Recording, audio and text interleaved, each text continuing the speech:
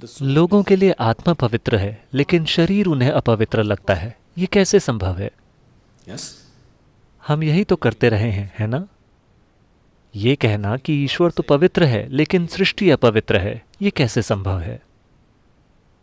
ईश्वर का विचार ही आपके मन में इसलिए आया क्योंकि आपने सृष्टि को देखा, है ना?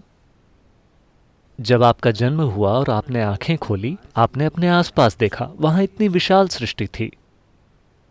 आपके यहां आने से पहले कितना कुछ हो चुका था। बेशक आपने तो ये सब नहीं रचा, इसलिए आपने सोचा कि इसका कोई ना कोई रचयिता होगा। इसी तरह आप सृष्टा तक पहुंचे, है ना?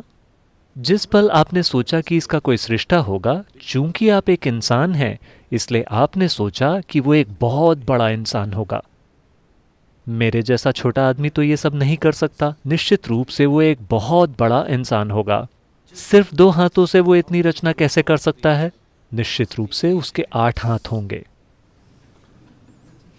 Isn't it? Isn't it so? अगर आप एक भैंसा होते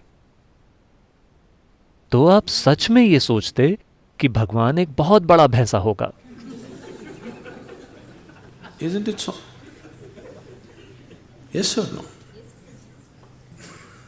आप जाकर किसी भैंसे से पूछकर देखिए, वो आपसे यही कहेगा कि भगवान एक बहुत बड़ा भैंसा है, शायद 4 सींग वाला। You know Idi Amin? आपने ईदी अमीन के बारे में सुना है? युगांडा वाला। ईदी अमीन ने ऐलान किया कि भगवान काले हैं। मैं उससे सहमत हूं। अगर गोरों के भगवान गोरे हो सकते हैं तो कालों के भगवान काले क्यों नहीं हो सकते? पर वे दोनों ही भ्रम में हैं। हम जानते हैं कि भगवान सांवले हैं।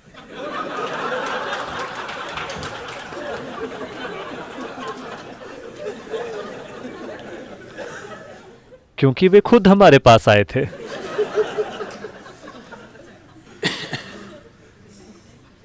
कुछ समय पहले मैं अमेरिका के नैशविल शहर में लोगों के एक समूह से बात कर रहा था और मैं उन्हें एक चुटकुला सुना रहा था। उस चुटकुले में मैंने भगवान को एक पुरुष की तरह संबोधित किया।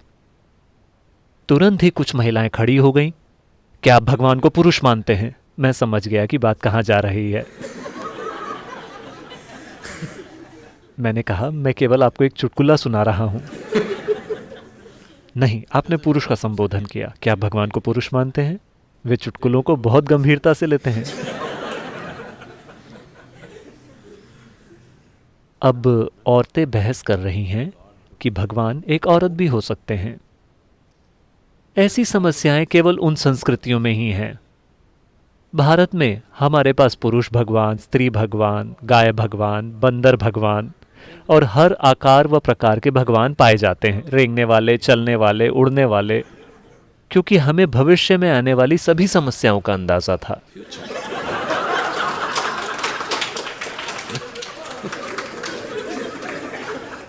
देखिए, इस ग्रह पर जब पुरुष सबसे शक्तिशाली बल था तो स्वाभाविक रूप से पुरुष ही भगवान था। अब महिलाएं भी ताकतवर होने लगी हैं तो वे भी सवाल करने लगी हैं कि भगवान एक औरत क्यों नहीं हो सकते। मान लें कल अगर कुत्तों को बहुत सारी ताकत मिल जाए, जो उन्हें मिल ही रही है, तो कुत्ते भी पूछेंगे कि भगवान एक कुत्ता क्यों नहीं हो सकता। डॉग और गॉड की स्पेलिंग भी एक सी ही है।